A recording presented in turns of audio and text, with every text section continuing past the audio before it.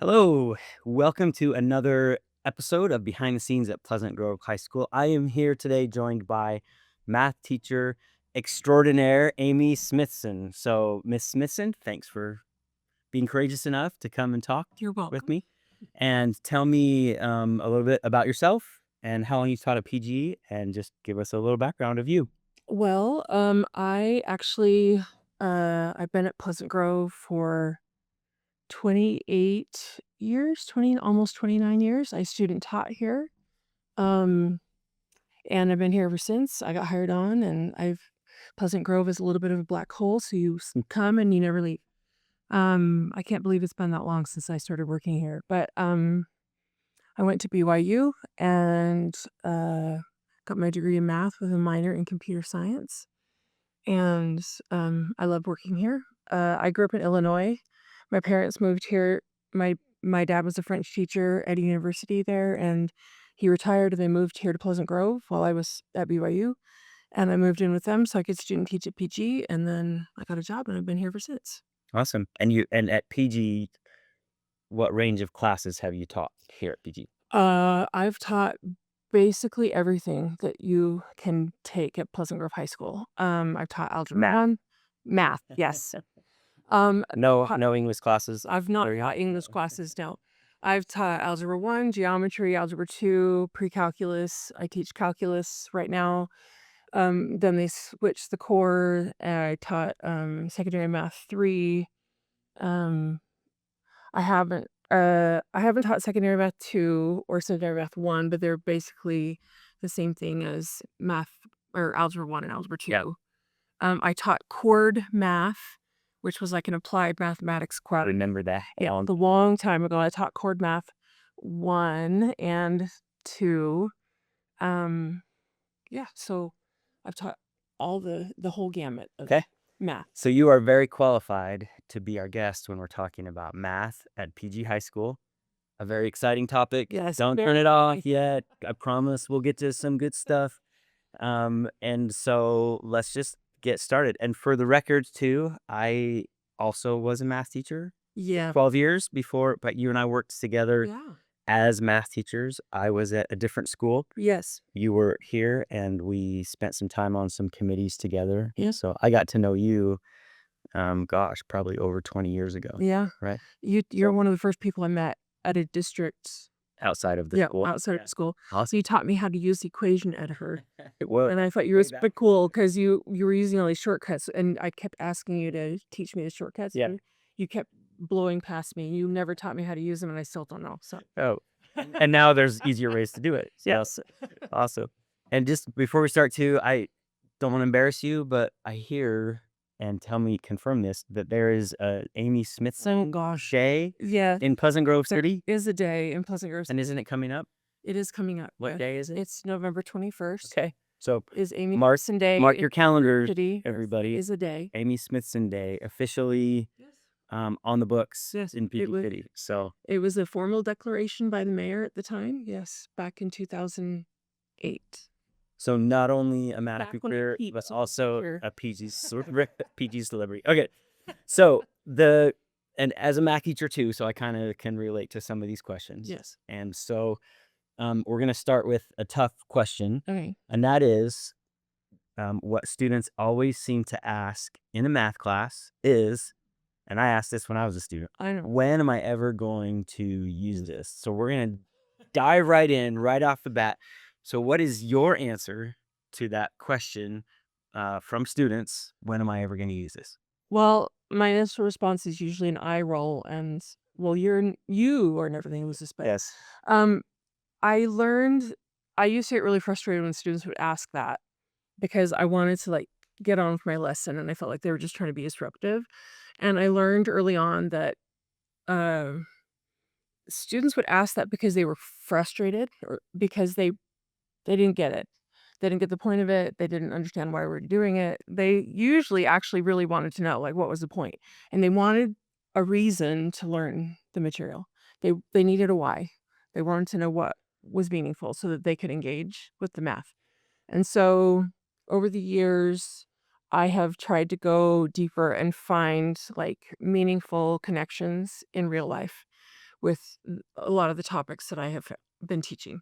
So, a lot of the math that we learn, there are math applications like with statistics or, algebra foundations that they'll see in their daily life. And it's funny to me because people out in the world on the internet don't see the algebra that they do every day. And I see that all the time on social media Yeah. that grown adults are like, I've never used algebra one day in my life. And I'm like, oh, sweet child, you use algebra all the time. In fact, I saw one recently where this lady was like, I am in charge of the statistical analysis, and I use spreadsheets all the time, and I never use algebra. Algebra formulas. And I went on the comments, and thankfully, the comments saved me because everyone on there is like, "I don't think this comment feed is gonna go the way you think it is," because they're like, "You have to use algebra in spreadsheets to do the formulas, to make sure the numbers are working correctly, to make sure everything is flowing properly." For 10 years, I have been the go-to person for the student council results.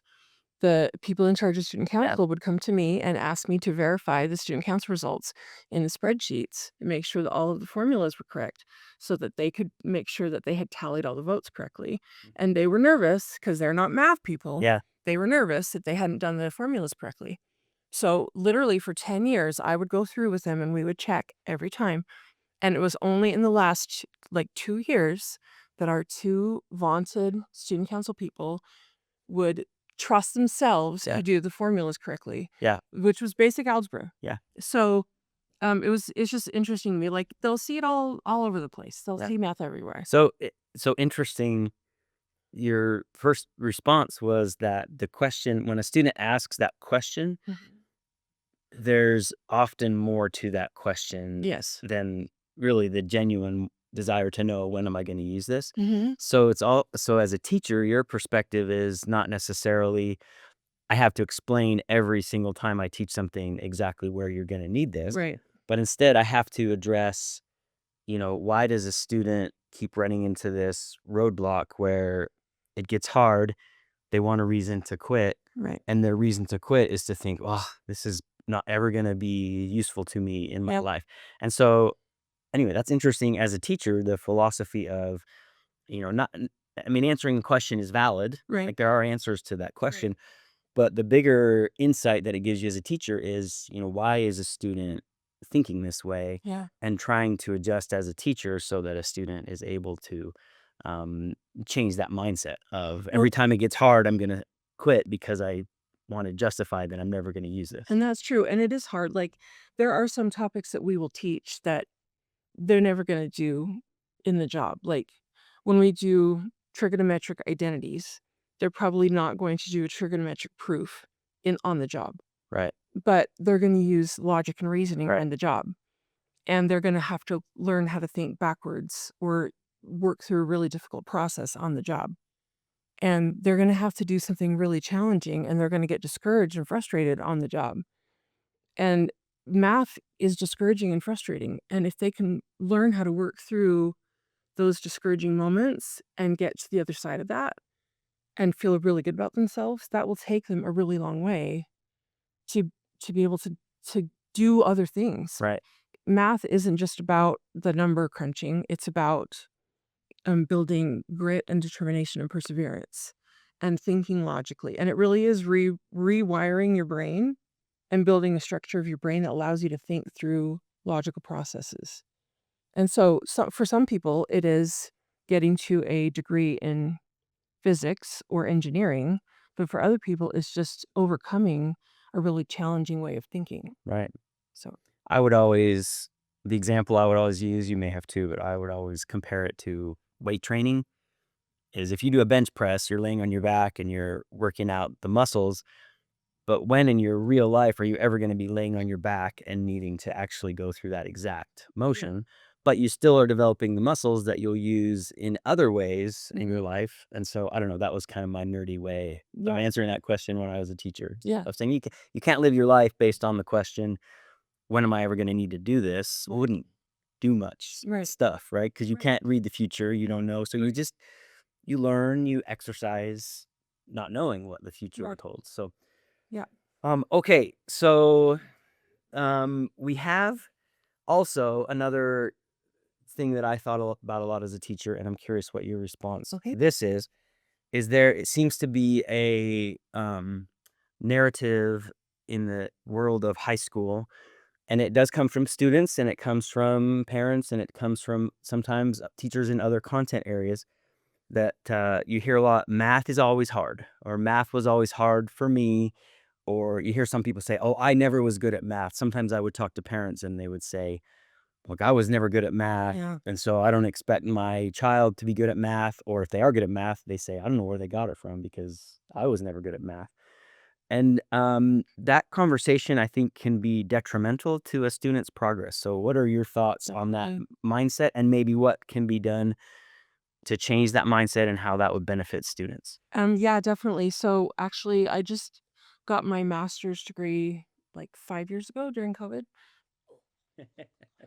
And that was actually one of the things that came up in my in my training was talking about because I was working on growth mindset in math classrooms. And one of the topics that came up was parents and their influence on their students' growth in mathematics.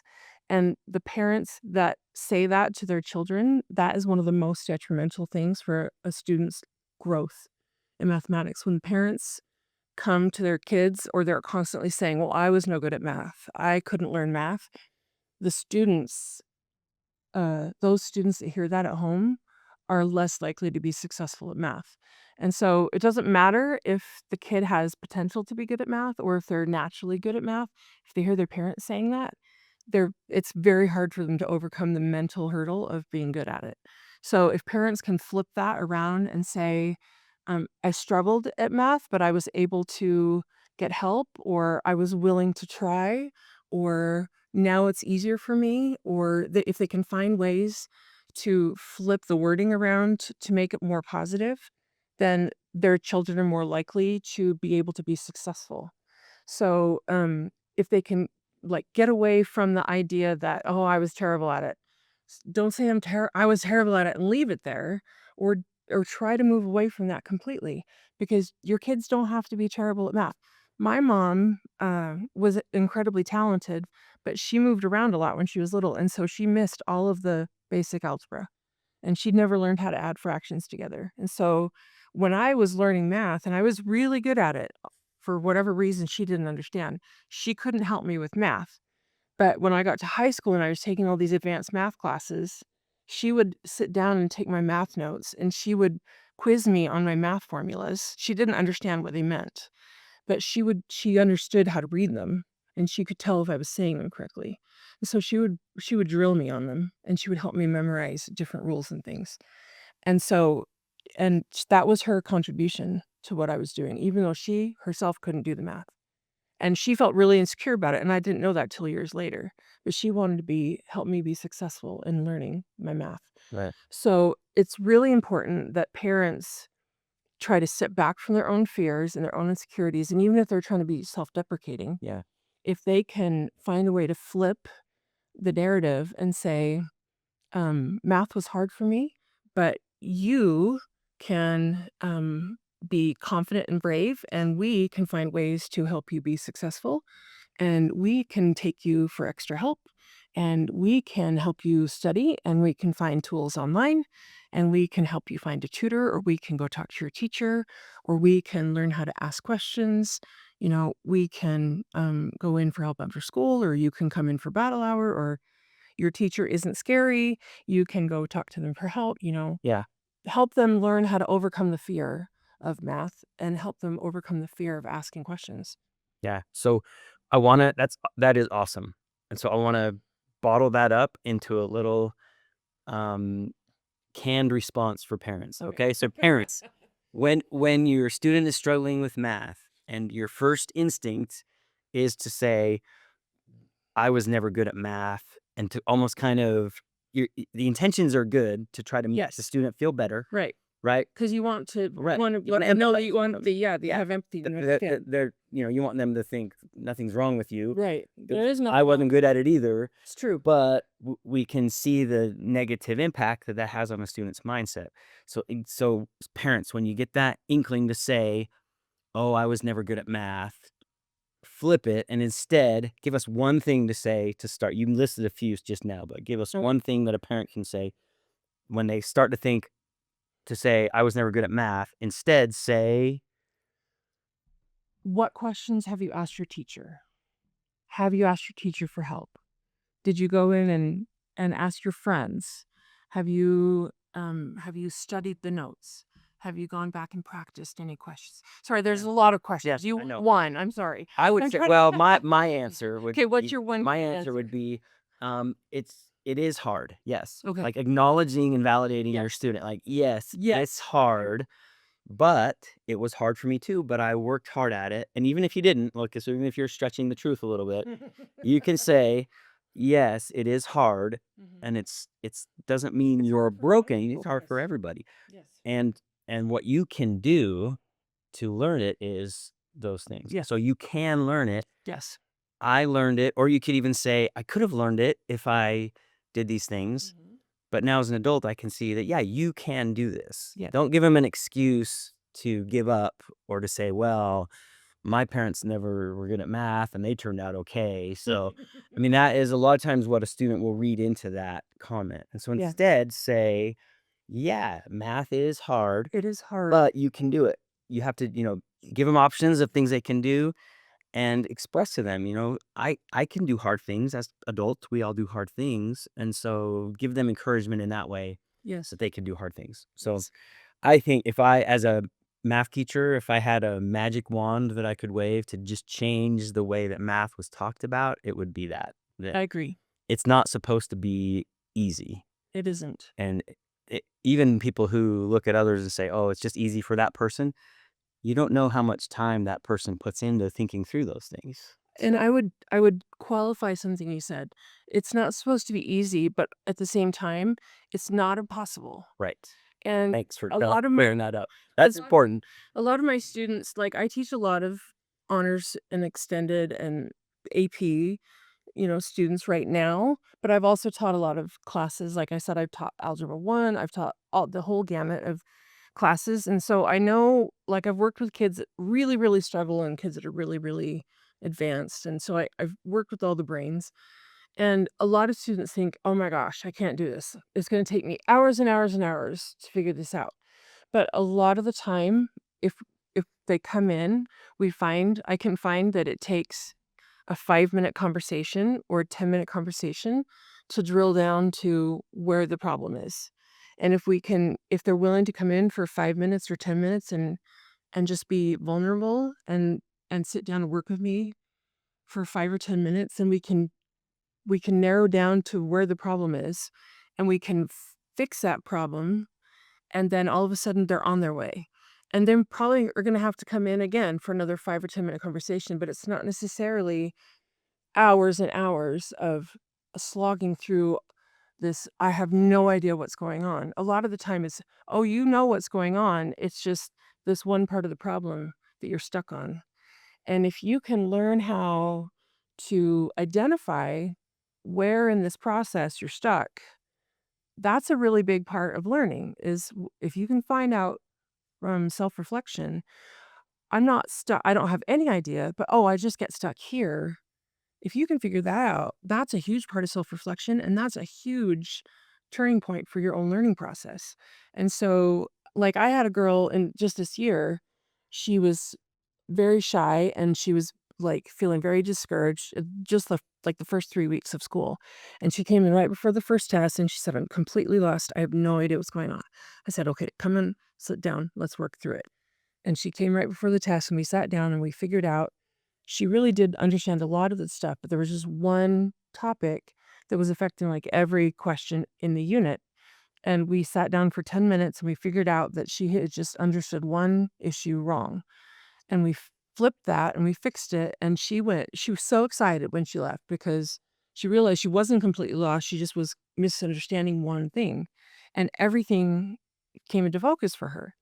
And she came back so confident for that test, and she did so much better than she was expecting. So it's not easy, but if you're willing to put a little bit of time in, a lot of the time, it's not as impossible as you think as Right. well. Thanks for clarifying that. Yes. And now I feel like I need to backpedal a little bit and say, like, we don't make it hard on purpose. Right. Yeah. Like, that's not what the teachers do. No. So the fact that it's hard isn't because, Challenging. yeah, it is, and it's challenging, but it's possible, and it can be done with Yeah. this help and support and asking the right questions and doing the right things to get help. And so, and accomplishing something that's difficult and challenging is a huge success for students. So when a student is in a classroom where a teacher helps them find that success, like you've described, what a confidence boost for a student, right? Yeah. And that's a huge thing. And that can happen at any level. It Yes. doesn't matter if it's an AP class or if it's the lowest class that we teach Right. or offer here at the school. So, Yeah. okay. We talked about what advice you'd give for students who struggle a little bit. So let's maybe change gears and talk about if a student wants to get college credit in high school Yeah. for doing math, there are a lot of options. Mhm.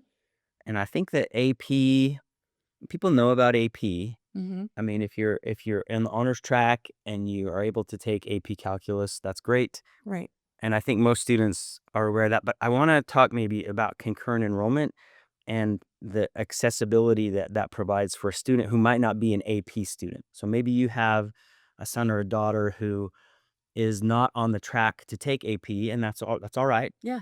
But there are other options for them to get some college credit while they're in high school. Yeah. And so let's Sure. talk about those for a minute, maybe. Yeah, and that's something that we've been working on the last few years, especially if we have the regular track and we have the extended track, Extended or is you honors. called honors. Yeah. Yeah. So if you're in Math 1, Math 2, Math 3, and that's the non-extended, once you've successfully completed Math 1, 2, and 3, meaning that you've passed all those classes, Which depending. would be, that would be ninth, 10th, and 11th grade. Yes, So this is a student at the end of 11th grade, right? yes, yes. So then your senior year, you have the option of taking uh Math 1030, and then or you could take Math 1050.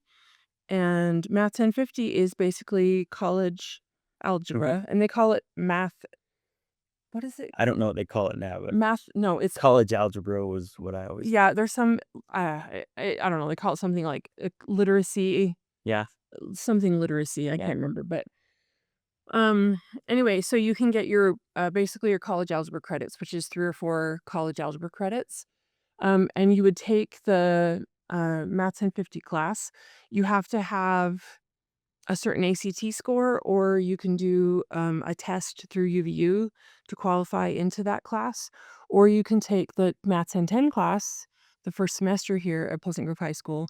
And if you take the Math 1010 class, then you can qualify to be in the Math 1050 class.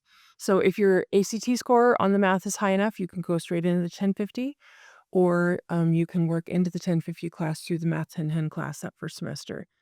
The Math 1030 class is a class that you can take if you're going to take any kind of a humanities class, or like a humanities degree, or if you're I don't know how these two correlate, but humanities, or if you're doing like a nursing degree, you can do the 1030 class. The 1050 is basically your general math class in college. And we have a couple of sections of the Math 1050, and we're hoping to expand that out. And that's a really great opportunity to get that college math class done before you get to college. Um, and we'd love to offer more sections of that if we can get more students to sign up for that Math 1050 class here at PG. I would love to have more of our regular Math 3 students that are on that regular track take that opportunity to do the Math 1050 class. The Math 1050 is more, um, it covers more credit for more students. The 1030 is very specific for very particular degrees, but the 1050 will cover most, um, The general ed. yeah, the general ed requirement for pretty much any degree.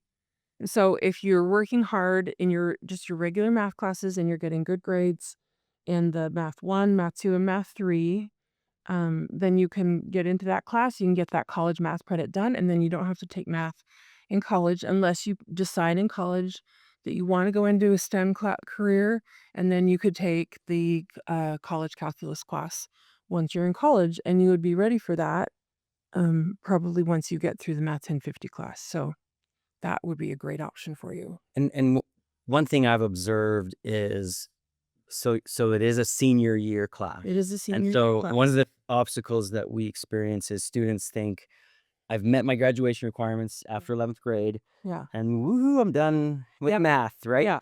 But then if this is a college bound student, what happens is they end up going to college and needing 1050 Yeah. as part of their general requirements. And so Graduate from they've college. taken two things happen. One is they've taken a few years off of math. So they've kind of, You become a little rusty on right. those things. And then the second is they have to just qualify to be in 1050, Yep. which means you either have to have an ACT at a pretty, challenging level, 24? right, in the math, Yeah. right? Or you have to take 1010. And then so what you end up having is several math classes that Yeah. you might need to take just to get to 1050 in college, where if you could just buckle down and your senior year take 1010, 1050 in a full year, you could be done with it. And I know it's a very highly failed class at In the college, college. yes. And so to have that checked off the list if you're a college-bound student in high school Yes, is a huge win, a huge for sure. accomplishment, and worth putting the effort into your senior year of taking that extra math class and getting that college credit. And Yes. like I said, the challenge we face a lot of times is students just say, "Yay, I'm done with Mm, math," yeah, and they're finished, and I get but it that. comes back to bite them later on for sure. Yeah, one of my kind of mantras is be kind to your future self. Like, I get that you're done and you've got what is it, like cabin fever, and Yeah, you just wanna senioritis. see senioritis. Yeah. You wanna be done, and you're so excited to be done, and you're like, "I got all my math credit done to graduate from high school," but that getting to college and so many people I've tutored a lot of people in college, and they're miserable trying Yeah. to get through that 1050 class in college, and they have to take it 2 or 3 times, and it's expensive because you have to go through and like you're saying, you have to take a couple of classes because you have to review all the math that you maybe That you didn't got really rusty on, yeah. and maybe you didn't put a lot of effort into it in high school because you were just trying to get through it in high school. Like, if you can dig deep in your math class and get the most out of it you can in high school, and then just buckle down and get a 1050 class out in high school, then you will save thousands of dollars, a couple $1,000 in college, and you'll be done, and you won't have to worry about it. Like, I had, kids in my AP Calculus class that dropped out halfway through just a couple years ago. They dropped out halfway through because they just didn't wanna be bothered with all the work that was involved in AP Calculus, and a bunch of them decided together that they were gonna drop the class, and I wasn't very happy with them because they were all completely capable of Yeah, passing that AP. yeah. We have a really great pass rate here at Pleasant Grove with the AP We do, Calculus, yep. and they tried to talk all of their friends that were in the class into dropping, and one especially, she decided to stay, and she was miserable. She was not happy because her mom, who works here, Yeah, forced her to stay in the class, and she's like, "No, you're not dropping." So she stayed, and she was mad, but she stayed, and she kept working, and she ended up passing the AP exam, and she did not have to take any math classes in college. Well, all of her friends are coming back from LDS missions, and none of them yeah, got their APs math credits. They're all having to not only take 1050, but they're having to go through and take prerequisite classes yeah. for 1050 now, which they would not have had to do. So they're all having to take 2 or 3 math classes now in college that they would have had to take none of if they had just stayed in one more semester of AP Calculus just to get to 1050. Yeah. So the AP credit would have given them the 1050 credit And and more. calculus credit if they had done one more semester of AP, that they just got bored and they wanted to just have fun Yeah, their second semester of their senior year. yeah. So they're all regretting that and moaning and groaning now. And this girl that stayed, she's like, "Ah, I don't have to do it." And they're like, "Oh my gosh, why didn't we stay in that class?" So Be kind to your future self. Yeah, I'm gonna steal that. Express it. Is that okay if I steal? I'll give you credit for it. Please, But be steal that. kind. Be kind Be to your kind to your future future self. self. That's awesome. Do it now while you're doing your homework for the end of the school year, for the end of the term. Do it every day. Today, be kind to your future self for the end of the term, for the end of the school year, for the end of your senior year, for college. Just always think about, okay, my future self, am I going to be grateful to my past self? Yeah. Like, that I did this work. Yeah. That's my mantra. I love it. That's awesome. Thank you. No wonder there's a Miss Smithson or a PG, right? Okay, I have one last question for you, Okay. and this is just a question about you. Okay. What do you love most? So, why did you decide to teach math, and what now do you love most about? And we know the students at PG are awesome, They are. and so that kind of goes without saying. Is They are. they're great, and so we teach. We love the kids. They're awesome, and you are a beloved teacher, so they love you too. So it's a great thing to have at the school. But math, like why? What is it about math that kind of lit a fire in you? And now you're 20 some years in, almost 30 years into a We're career. 28 and a half. So what is it about the math that you find passion in? So I actually started out at BYU as an elementary education teacher. And I realized pretty quickly that I'm too sarcastic to teach little children. So then I switched to nursing and I panic in emergencies. So I had to move out of that. And then I started thinking about what I really enjoyed in high school. And I loved high school. I loved being in high school. Hated junior high, but I loved being in high school. I had a wonderful group of friends and I loved the high school experience. And one of the things I loved was music. I was in choir. I loved music experience. But the other thing I loved was math. I had wonderful math teachers in high school and I loved learning math. And I loved tutoring my friends in math. And I realized that I got all the good math teachers because I was in the honors classes. And my friends got all of the other math teachers because they were not in the honors classes. Yeah. And I was in a very small high school in Illinois. So there, and they got all the stereotypical math teachers, Yes. which like Mr. Larson, he's a math teacher and he happens to be a coach. Yeah. He studied math, so Yeah. he's a great math teacher. But they had the football coach who got assigned to teach math. Yeah. Right. So that's a stereotype, right? Yeah. But It was the 80s it and was 90s. it was the 80s. Yes. Yeah. Okay. Yeah. So when I started thinking about what I really wanted to do, I decided that I wanted to teach math because I loved the experience of like tutoring my friend Stacy, and we were in calculus together, and she kept getting C's on all of her tests. And we sat down and I worked with her so hard. And the moment she got her first A on a calculus test, and she jumped up screaming and she threw her arms around Mr. Helm and she asked him if she could go call her mom. And she had to run down the hall to the office to get the one phone in the building, make a phone call to her mom and call her mama and tell her that she got an A on her calculus test and how exciting that moment was. Like that has resonated with me. And Yeah. my hope was that I could be a good teacher and that I could bring that experience to other students, that I could be one of the good math teachers, that I could bring that experience to more students, that they would have that moment, that they could be excited about math, and they could have a moment where they had that feeling of success and they would be excited. So when I have classes of students that are like dreading coming into the classroom because it's a math class, I always tell them like, I know a lot of you are not in here because you love math, but I hope by the end of the year, you won't hate math, that you will enjoy it and you'll feel successful and that you'll walk out of here being like, math's not so bad. Yeah. Like math's pretty great. So that was my goal coming into teaching math was that I wanted to be a good teacher and I wanted to give my students an experience where they would have a lot of those moments where they felt that excitement and that joy in finding success. So I hope I've given that to some kids. I've had a son in your class, one or two, Couple, yeah. yeah, two, and they had that experience. So you did that with my kids, and I know you've done that with many others. And um, thank you for coming and talking.